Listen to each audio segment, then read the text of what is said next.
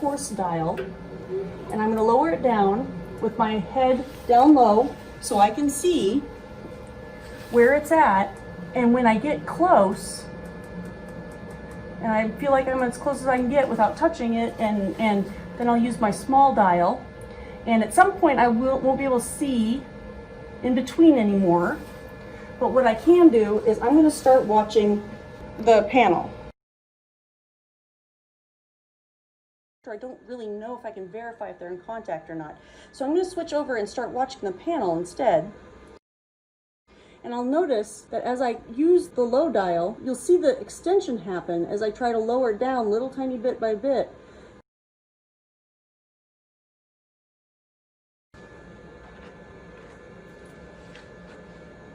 I'm going to balance the load so that it's at 0.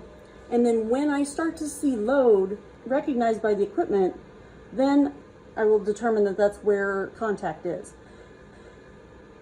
So I'm going like little tiny notches with the fine gauge.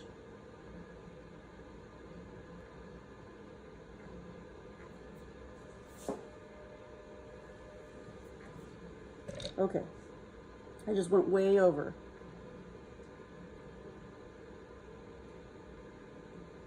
Okay, so you can see we went from very, very low to all of a sudden there's a load there of 0.3 pounds.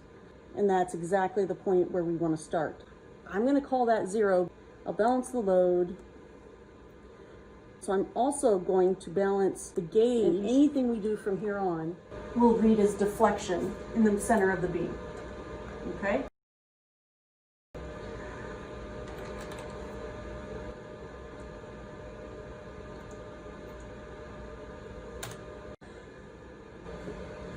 You can see that the readout is taking data. At this point, you don't see any change in the bending. And you'll notice that the values on the computer are live and they're being recorded and plotted in real time. Okay, so I'm going to let this go for a little while, and then I'm going to reset the camera so that it's directly on the beam itself. And again, this is the low carbon steel. Are you starting to see a little bit of bending or deflection in this specimen?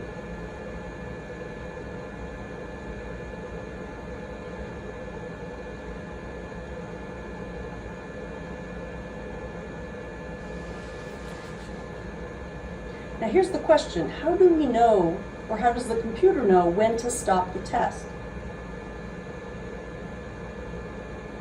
When the specimen breaks? Do we expect this specimen to actually break?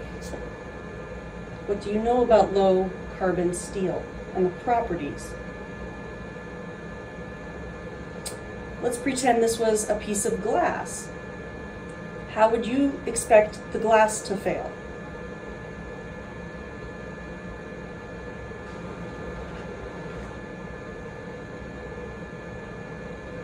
This one probably will not fracture.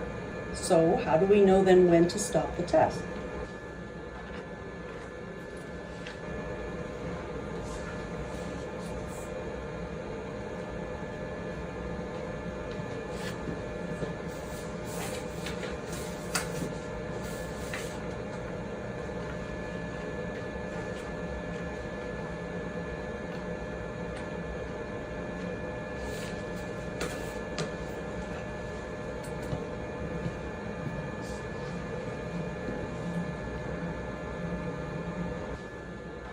Let's flip over to the screen and take a look at the data for a second.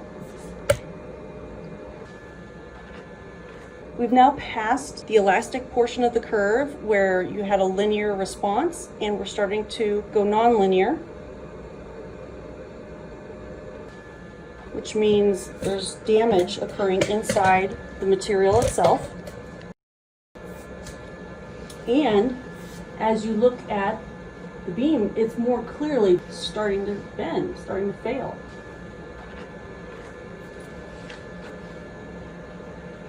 So, how do we know when it's done?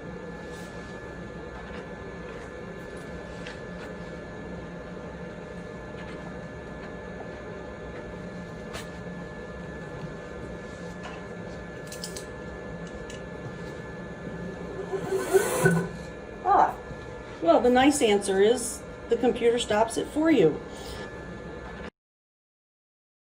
In this case, it read that the load dropped off really quickly and it stopped the test. Did it fracture? So let's take a look at it. I'm going to move my load cell up.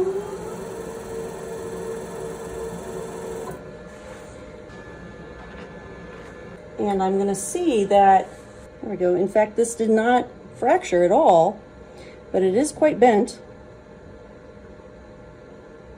And even, let's see if I can get this with the back. It's bowed out on the edges a little tiny bit. You see it? So there's been some interesting deformation.